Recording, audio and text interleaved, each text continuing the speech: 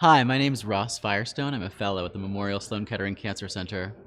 A lot of our patients, when they're first diagnosed with myeloma, worry when they're on treatment that their body mass is going to change and they're going to lose a lot of weight during therapy. And I think part of the problem is that the way cancer treatment is represented on television, that's often something that patients see.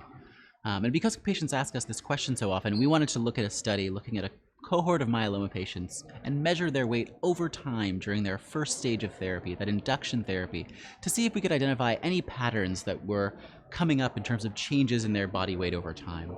So what we did is we looked at 400 myeloma patients treated at our center, Memorial Sloan Kettering Cancer Center, and measured their weight at the start of every single cycle of their induction therapy regimen to see if we could identify any trends. And we found that even though some patients worry that weight loss is a very common thing that happens during induction therapy, only about 15% of that 400 patient group actually lost a significant amount of their weight, more than 5% of their body weight during induction therapy.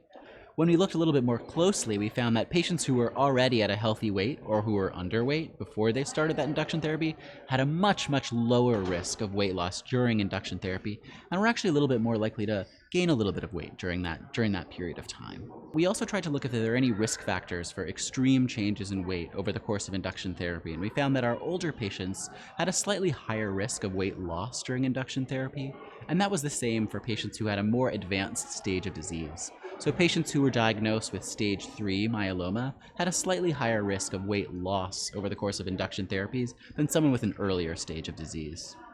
Now, in terms of how that mattered,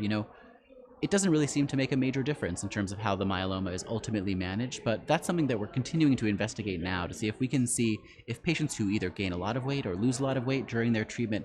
sort of changes the way their myeloma works. So that's something that we're on continuing to investigate and will hopefully report back at a future meeting.